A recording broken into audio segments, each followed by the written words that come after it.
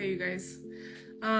We have one more procrastination video. This is part 4. We're gonna do 5 parts, and then we're gonna move on to a different subject.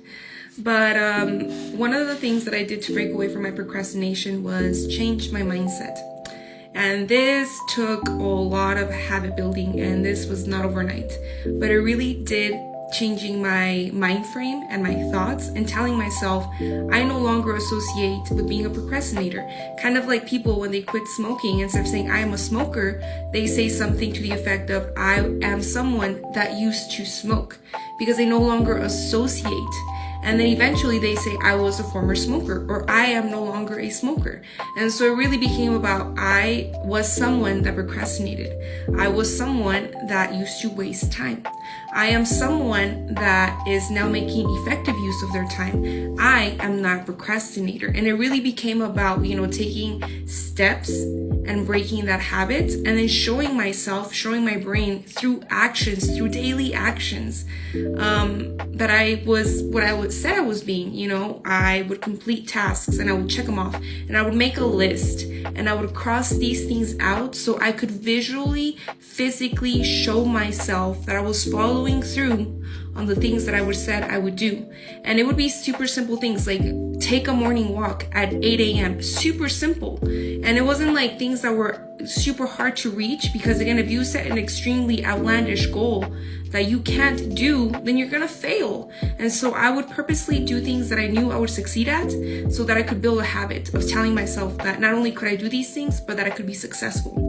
And so that was one of the ways in which I went about breaking my procrastination pattern.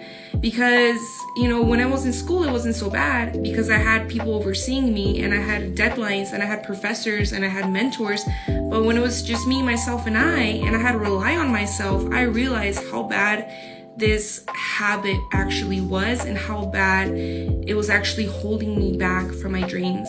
And so it really did start with that self-talk and programming myself to think differently, and then showing myself through behavior.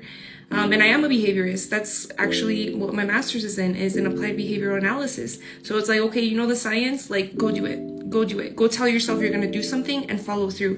And then do that repeatedly over and over and over again. And so I hope that, whatever, you're procrastinating on, because I'm sure you are on something, that you can follow through and build that habit, because it really is. It's a habit of following through and loving yourself enough that you will do what you say you're going to do. And so I love you. I love you guys. Thank you so much for watching, and, share your procrastination story.